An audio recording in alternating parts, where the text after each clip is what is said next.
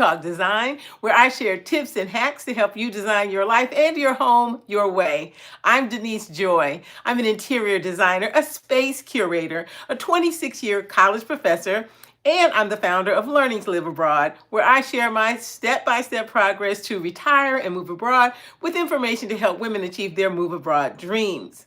So, today's episode is actually a retry, a redo. I actually did this live on Monday, but there was some kind of YouTube technological difficulties. So, hey, Little Mac. So, the video of the live did not post. It was so weird. On my side, I could see that the live was like 30 minutes long, and initially it said it had posted as a video. And then I didn't double check because why would I? And then someone was so kind to leave a comment saying, "Hey, it's really short. Can anyone else see the longer video?" And then when I went back, it was like 30 seconds long. I was like, "Oh my God, like what is going?" Hey, what's up, Jan? So I said, "You know what? It's cool. It's all right. We pivot, we adjust, right? We adapt." So this is a redo, and this is still such a hot topic. It doesn't matter that I'm redoing this video. I have even more to say, actually. So today we are digging in deep. What's up, Amanda? Welcome to the live. We're digging in deep. We are, sort of pulling back that curtain on this really hot topic conversation of should we still be buying luxury, right? So let's do a little housekeeping first. Again, thank everybody who's joining me live. I encourage you to drop your state, let us know where you're coming from. I love the community that is, forming here around this podcast here on my YouTube channel, Homestyle and Design with Denise Joy. Always drop your comments, drop your thoughts, give your feedback, right? Each one teach one. That's really the way that I thrive here. And if you have questions and you're watching this on the replay, because the replay is going to post this time, make sure you drop your questions and your comments. I always respond to comments and respond to questions. All right, Midwest. Yes, I believe you shared that before. Yes, we had the Midwest in common there. So by now, I am sure all of you have heard, I hope, about the China Gate. Really, it started on TikTok, where China was responding to this sort of, U.S. trade war, U.S. tariff situation. And, what was so interesting about this event, which popped off on Monday, was it Sunday? It started that, TikTok is not even active in China. So all of a sudden, comes overnight Sunday and into Monday, all these posts were showing up of these Chinese manufacturers, like pulling back the veil and the black curtain of how much things really cost, right? And in a way, in a lot of the research that I have been doing since Monday, is that the xenophobia and sort of the sentiment was, oh, China creates cheap things, right? China makes things cheap, And listen, I've never been to China. I'm not Chinese. I'm not from China. I really was only exposed to kind of the propaganda that I grew up with and heard, which I think is not uncommon for many US, if you have not traveled to that country, or maybe even had someone in your family member. Although I have had friends, quite frankly, who are Asian, but that's nothing like, right? I don't know anything about the actual interior of that culture and how the politics and everything work there. But those videos, those TikTok videos, were like clapbacks like I had never seen. I found myself just amazed, shocked, laughing sometimes at the audacity and the bravado of these manufacturers, who were really just saying, particularly, like, I remember one was talking about Restoration Hardware. These are furniture brands, and Pottery Barn, how you could get what the markup was on those types of items. But the thing that really got the most kind of heat were the handbags, where they were talking about how much it really costs to make, basically they would make a bag. Now, this is in every bag, okay? But they would make a bag, and then they would ship that bag to the country in Europe, and then they would put their tag in there and maybe some tassels or some other things that then would allow that country and that brand to say made in whatever country, like Italy or wherever, or Spain.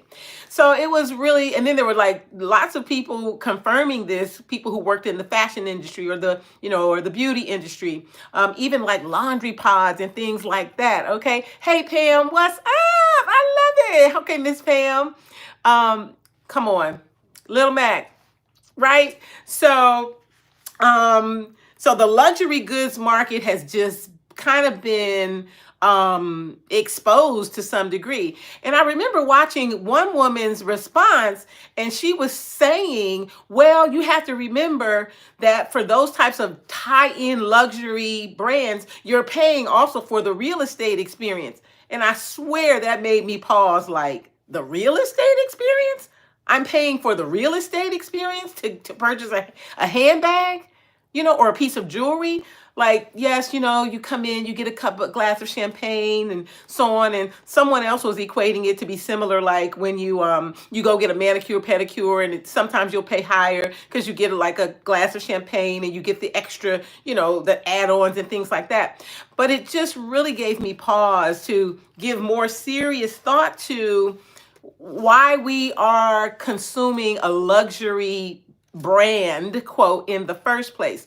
You all know here on my channel, I stress custom on a budget as a philosophy. That's where you're doing DIY in the range of which you can do it, right? And you can also grow and develop your DIY skills. Never settle for, oh, that's good enough. That means you're actually settling for doing things mediocre, or hiring people who would do something mediocre and who's got time for that as well. Repurpose, reuse. And when you purchase new things, you want to go for highest quality and sustainability.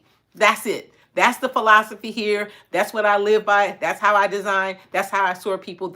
Support people. That's what I teach. It feels to me, and you let me know what y'all think. It feels like in the US, perhaps even globally, but certainly in the US, we are experiencing a consumeristic reckoning, right? Where things that we just kind of would accept, like, oh, if I get a couch from Pottery Barn, for example, and I'm not picking on Pottery Barn, I could have used any company.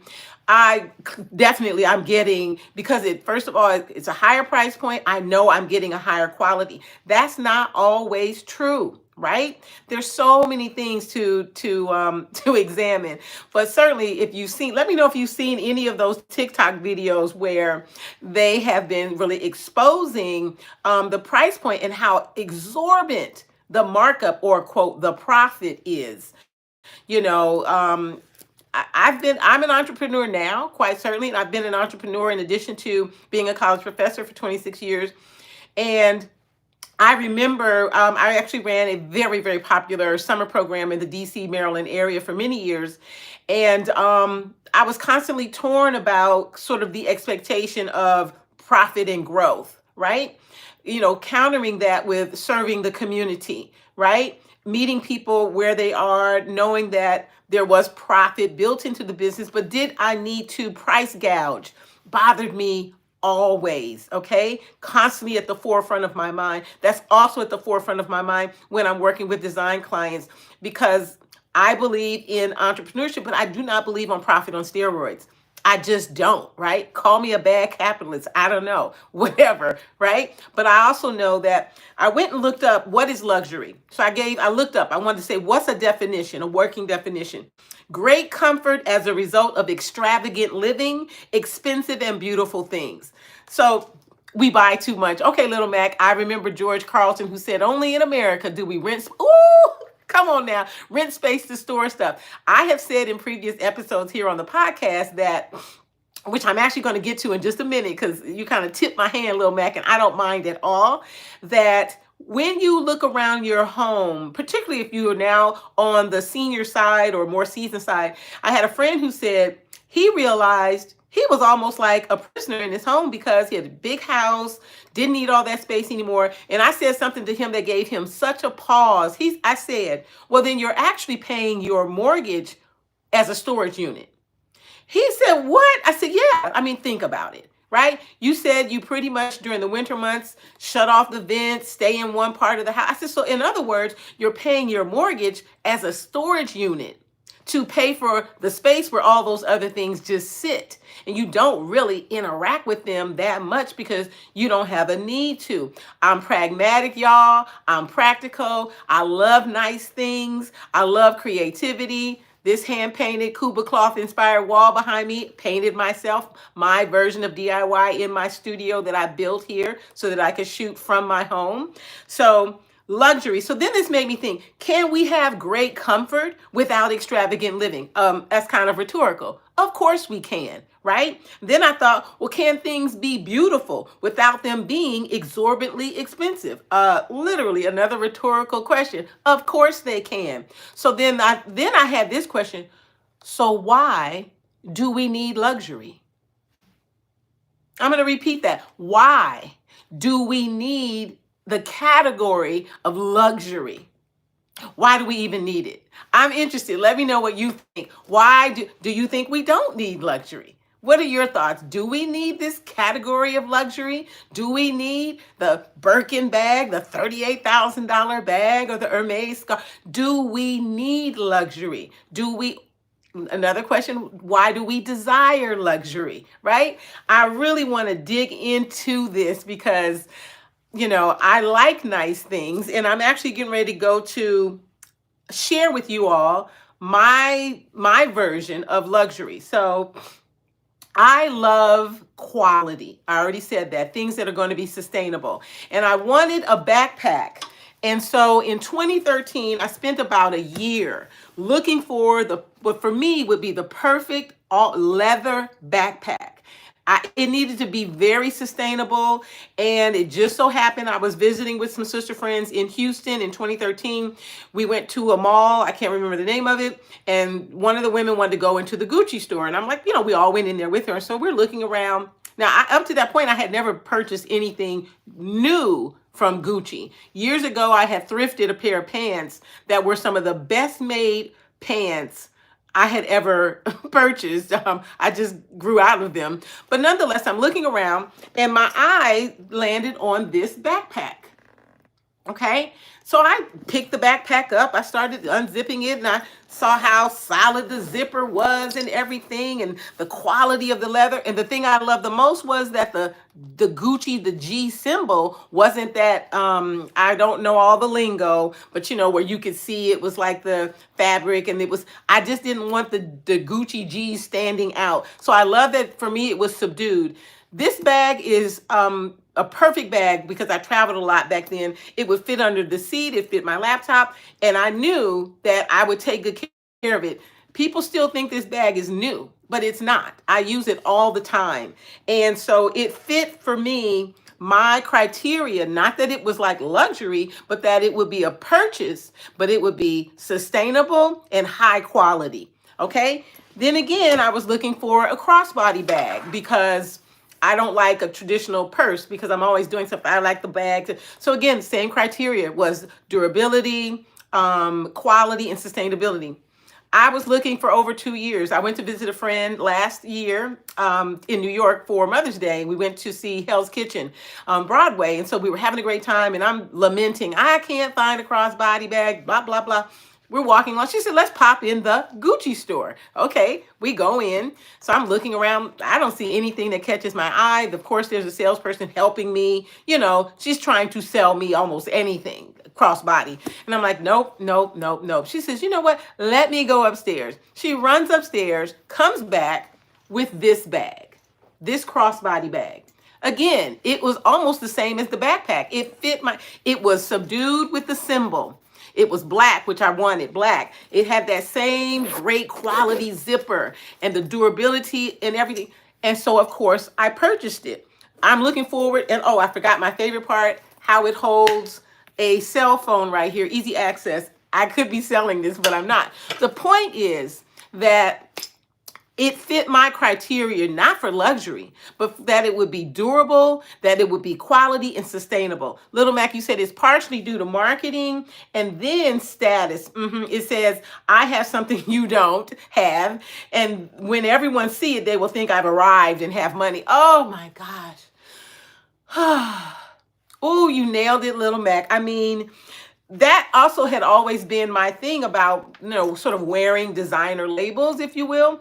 And so even though these two bags that I did share, again, quote, my version of, okay, I have something that I think falls in the luxury category. Again, it's extravagant living, expensive and beautiful things. Absolutely, both of these bags they were expensive for me, right? They were expensive for me. But the durability and the ability to keep using these bags, I kid you not, I'm sure until I pass on, and I don't intend to pass on for at least another 40 years, are very, very high, right? So again, why are we drawn to luxury? Thank you, Little Mac. That whole status, thinking that, oh my God, people are going to think that I have more than I actually do. There are many who say that do not, true wealthy people, I see your comment, Jan, don't even think about sort of those status symbols in the same way. Jan, you said, did you think about getting a knockoff? What do you think about knockoff besides being illegal? Yeah, I do. I know what you mean. You know, because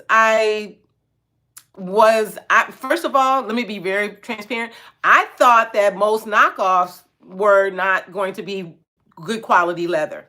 But I'm gonna tell you, those Chinese those manufacturers on the Chinese manufacturers on TikTok, they dispelled it like, clutch all the pearls. Are you kidding? They basically were saying what we might call a dupe or a knockoff is made in the same factory with the same material. It just didn't have the tags. That was a big eye-opening moment for me. I do not regret the items because the quality, again, is, hell, they could have had anybody's name on them. It was the quality of the items and my sense that they were going to have a long life. And again, I had some leather oil that I use. What's that oil called? Anyway, so to keep them up, take care of things so that they last longer. It doesn't matter to me that they may have this symbol on them. And again, they're more subdued. You got to get up close to even notice it. But no, I didn't think, because like I said, I just thought, oh, well, that stuff is not going to be the highest quality. Purchase what you can, when you can, with an eye for sustainability. I invite anyone watching live or listening to this replay, let that kind of be the guide. I just encourage us all to keep detaching ourselves from a capitalistic, consumeristic society that says, buy this, you can buy status, right? You can buy elevation. You can buy these things. I did a video in episode 15 of this podcast called How to Stop Keeping Up with the Joneses. No shade to the Joneses, or How to Stop Keeping Up with the Kardashians. No shade to the Kardashians. And I was sharing tips to unpack the mythology that you have to keep up. Because I believe that in the US in particular, many of us are suffering from, oh, I need to be better than syndrome. And that we have a social low self-esteem if we have not dealt with that, right? That if I don't have such and such label slapped on my back or on my wallet or whatever, then I'm not viewed as valued in this society. Ooh, let's take several steps away from that counter and eating at that buffet. Let's just stop. Let's just end it, right? Now, as I had explained, if you are after quality and that's the quality that you enjoy, have at it. Go for your Chanel's, but I was really pleased because I felt that this whole notion of the Chinese manufacturers pulling back the black curtain could help you purchase without the blinders on. Or perhaps maybe if some people, as Little Mac has said, are feeling like, well, okay, I have this status, then, to me, that's a reflection of socially driven low self-esteem. You don't need that status to say, I have value in society. You don't need someone's label or this notion of, I can afford this luxury item, so I'm better than you, or I have more value than you, right? It's giving ourselves over to a system that has used hierarchy as a tool of oppression, right? A hierarchy as a tool of limitation. And I really just want us all to be free from that. In fact, I said in my episode number 15, let's declare the month of April Do you, boo, but do it consciously, do it with intentionality, do it with high self-esteem that is not tied to comparing yourself from one person to another. I remember I have been able to purchase 3 homes, but that was because it was a goal of mine. Because why? I grew up very poor, lived in 13 different homes from the time I was born till I was 17. Excuse me, they were apartments. They were our homes, but we moved constantly, right? And so I made a commitment to myself to, heal my 6-year old version of myself. I would purchase a home and I wouldn't be moving all the time, right? I'd have somewhere that I could be there consistently. This is the 3rd home that I have purchased in my home purchasing journey, and being mindful not to compare what I have, what I desire, and how I created it and designed it to someone else, right? I believe in repurposing. I believe in thrifting. I believe in Facebook Marketplace. I believe in original personality and stamp, right? On your space.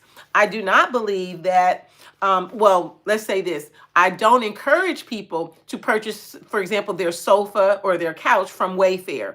That's not because it's not, you need a luxury item. It's because more often those pieces are not going to last you very long. However, if that's what you can afford right now, then you're going to do that. And then you're going to plan that, considering how much usage you have on that sofa or couch, that you're going to need to replace that in maybe 3 or 4 years, because it's simply not going to last that long. And I'm very upfront when I work with a client in either a consultation or I'm designing for them. That's really it, because the trend became, oh yeah, get your sofa off of, Perigo, get your sofa off for, Wayfair, etc. So those are things to just be mindful of. We have become consumeristic and acculturated to buy more of what we don't need to keep pace with folks we don't even talk to, or perhaps we don't even like being around, or people we don't even know. Right? So, I encourage you to do you, boo, do you your way, and forget about the Real Housewives of anywhere. Forget about them, right? They're off living an imaginary lived experience for television, all right? You're a bit of a bumpkin jam, being raised in the Midwest. So you never got into the glamorous life. You went to New York for the first time in your late 20s, got a bunch of, come on, knockoff bags. Knock them off, right? I am crossed over. I mean, I'm the type of person, again, I don't really carry traditional purses and everything. So I would get a high quality bag. And matter of fact, I bought one of those, quote, like old school Coach bags way back in the day from a thrift store, real great leather, excellent zippers and things. And I literally wore that bag out. I had that bag for 15 years, used it constantly till the leather was thinning and fraying. That's what I mean by buying highest quality. If those knockoffs have that quality, let's run it up, right? Little Mac antique furniture is typically real wood and have lasted for years. Yes, yes. Many new furnitures are easily damaged because they are pressed wood with veneers. Okay, let me tell you about a purchase mistake that I made when I purchased this home. Absolutely in the vein of what you just lifted, Little Mac. I cannot remember the company. Oh, it almost comes to me, starts with an O. Anyway, supposedly this really really trendy company. I love the shape of the furniture, etc. And purchased it. I thought I had read it properly, Little Mac, and thought it was wood, but it was not. It was a pressed wood, and that top layer was a gorgeous veneer, but it was a veneer. And within 1 year, the little edges on that veneer, because it was the dining table and I would sit there, I would do other things besides eat there, started getting them little chips on there. You know what I mean? If you've ever purchased something like that, anyone watching. And that dining table cost $1,500. Now that might not be luxury for most people, but for the budget I had, because I was redesigning the inside of this house, the exterior, everything. That hurt, that pinched. And what was so ironic, Little Mac, was I had sourced an artisan. What wood is that? It's not oak. I think it might be. Is it mahogany? It's of an expensive wood.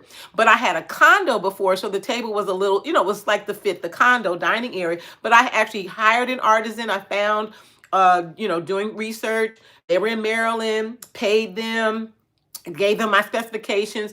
The table, and I had brought the table down in my basement area because I wasn't going to get rid of the table. It was gorgeous.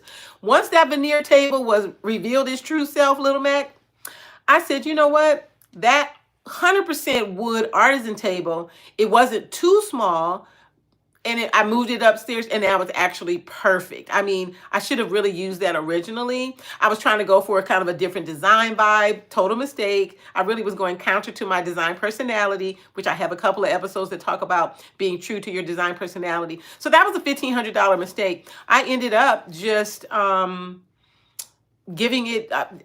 We have bulk pickup. I just signed bulk pickup here in my community and had them come pick it up because I wasn't going to just have it sitting around as clutter, right?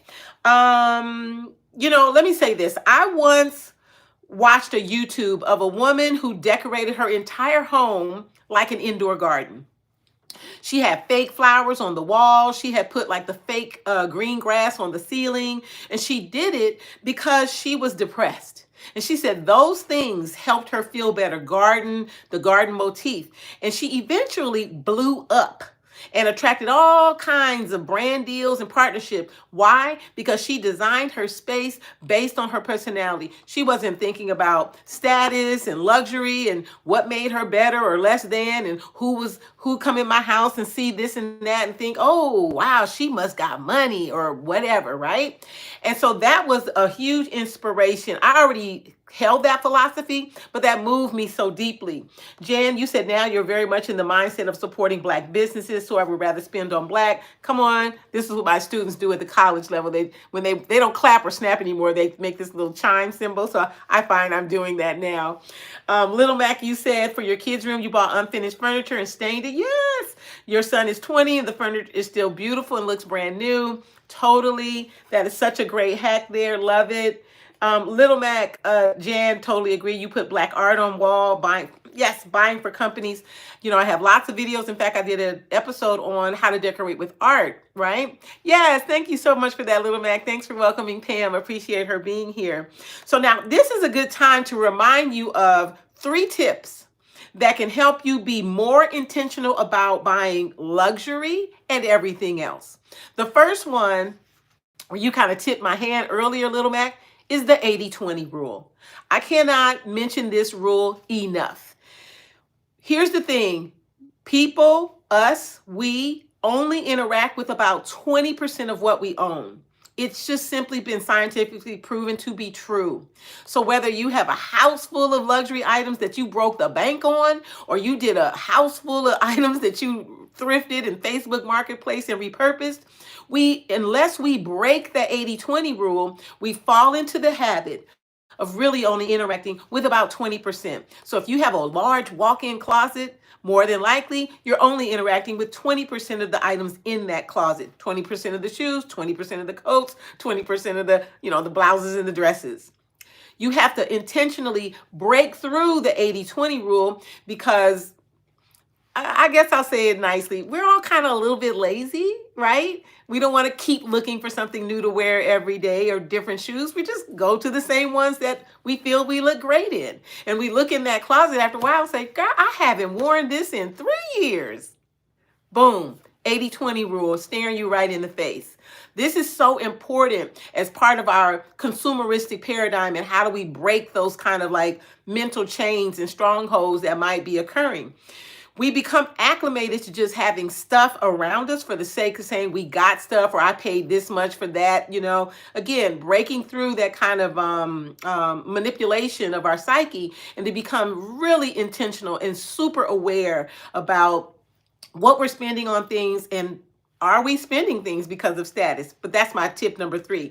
What can you let go of? It's never, maybe even once a week you might implement this. If you have a tendency to accumulate a lot of things, you might have to be more hyper aware and say, pause, stop. What can I, get rid of, declutter, downsize every week until you make it more of a natural habit?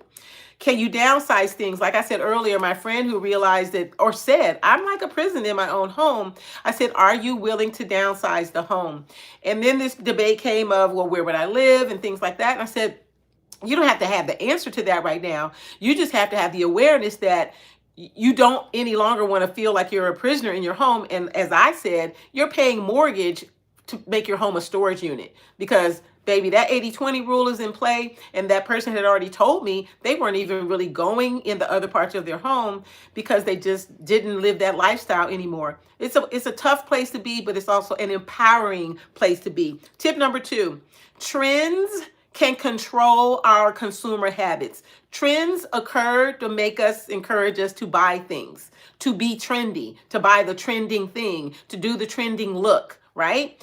You get to decide for yourself. If you like to think of like, oh, I want to wear classic pieces, or I want to dress in a more classic, or I want to have my home in a more, you get to decide what's classic for you. Classic isn't just a set of chairs or things like that you're like, okay, because you get to create the mix of design styles in your space that are going to continue to give you joy. Okay, so I cannot stress enough about trying not to get sucked into particularly color trends. There's a hyper capitalistic consumeristic color trend, the beige trend that's trending right now, where it's encouraging people to dress all in shades of beige, decorate their home in shades of beige. Again, that trend is there for you to get rid of everything in your home, donate it, just throw it out and buy all new stuff so you can be in the trend. So if you've never thought of this on your own, or maybe you have, and it's a reminder for you, be aware trends are really there to get you to amp up your consumeristic buying energy and buy.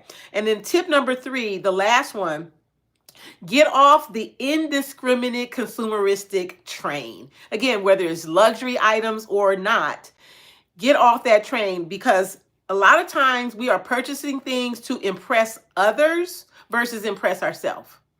To impress ourselves, we got to know ourselves.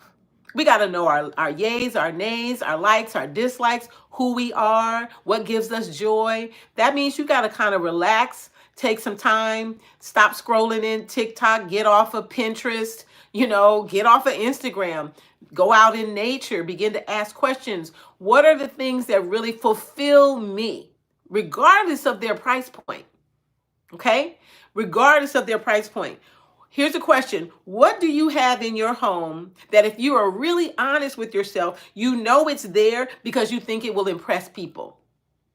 I used to have something in my home years ago because I too was just as much like, oh, people are going to think. I didn't even like that thing. For real. But you know what? Everybody who's anybody, they have something like this, a piece of art or something. You're not made it until you have such and such. Pause, stop, right? And then what could you change and do in your home today that would really, really impress you, that would light you up, that would just take your joy meter up through the roof? It might be what somebody else might think of as a wild color. What? Like they will respond like this: why you painted that color? And your response is, because I love it, because it lights me up, right?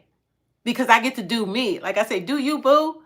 Do you, boo? Do not suck ourselves into this whole luxury trend. I'm going to go back to that definition. This sense of luxury, meaning that, where's my card with my luxury definition on it? Meaning that a result of extravagant living, expensive and beautiful things, right? Sentimental things. Oh, yes, I hear that often, Jan. It's hard to get rid of sentimental things. I had a client 2 years ago. I was helping her to redesign her basement, and she had homeschooled her son his entire life. And at the time, he was 16. She was still homeschooling him, but she had gotten rid of like none of the homeschool items from when he was like 3. And to say she needed declutter was an understatement. So what I suggested to her was, let's pick one paper item from these different years and let's make a nice collage and frame it. Excuse me.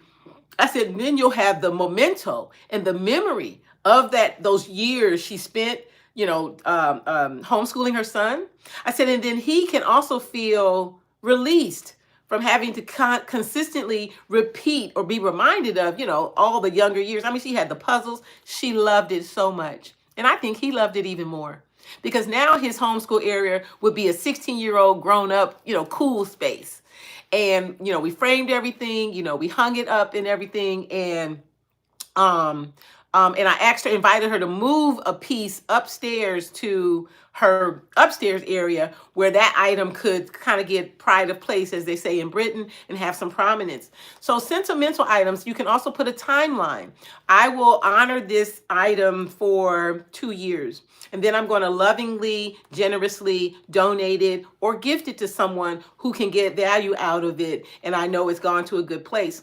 Last story on that topic is when my mom passed away, I created a memory vision board, if you will, where I took items like she had a favorite leather handbag. I cut a piece of that and I made all these mementos and tokens. And I decided to determine I would have that hung and framed in my home for 1 year. That was an honoring ritual that I decided to engage in. And at the end, I would, I took it down after that year. I thanked the piece for giving me a sense of joy and peace in a place of transition where that's sentimental, because really the true memory is in my heart. The true memory is in my blood, in my thinking, in my practice, in my breath. And so those are some ideas that for anyone, in addition to Jan, who you feel like you can't let go of things that are sentimental, or, and I think this is perhaps common too. Well, I just paid too much for that. Kind of in our do we still buy luxury conversation. Well, I just paid too much for that. I'm not getting rid of that, okay? Because it just costs too much. It's no longer serves you. It's outlived its either functionality, or it just no longer fits in with where you are in your personality and your design personality currently. That can become another way. So set timelines. In other words, give yourselves good, loving, generous boundaries. The myth that says you must do things that compare you to others when it comes to your home is a lie, designed to keep you chained to consumerism for the sake of soothing or trying to build our social self-esteem. It will never work. It simply will never work. You have to go out into your buying practice with your self-esteem fully intact. Right? Because the capitalistic, hyper-capitalistic, consumeristic cycle will try to undergird you and get you to feel insecure because it wants you to compare yourself to others constantly. If you don't have this issue, great for you. Great for you. I've had this issue in the past. Every now and again, this issue will pop back up, but I'm aware enough and I'm in tune enough. Thank you, Jan. I'm so glad you love those ideas that I can nip it. I can be the boss of me and I can nip that because I am aware of it. I hope that I have said something today that helps you re-examine this notion of the value or the necessity of luxury buying. Should we still buy luxury? Of course, if that's what you want to do. And again, how you're interpreting luxury in your life may be very different for how someone else is interpreting luxury in their life. And again, it goes back to what I always say, do you, boo? Right? Make sure you have a sound philosophy behind how you're doing you. As those of you know who watch this podcast repeatedly, I close out with an affirmation. Here's our affirmation for today. I'm through with keeping up with the Joneses and everybody else. From this day forward, it's my home, my life, my rules, my style. That's your affirmation. Hi, Karen. Welcome. You started to release items. You have a long way to keep. Okay. Awesome. Very nice. That is absolutely excellent. Releasing things is so important. I have a whole, I think 5 episodes on declutter, downsize, and organize. And then also, what do you do after you finish organizing, after you finish that process? Those episodes would be very helpful for anyone. Jan, I have other ideas around sentimental items if you want even more support around that area. Again, have been doing this for quite some time.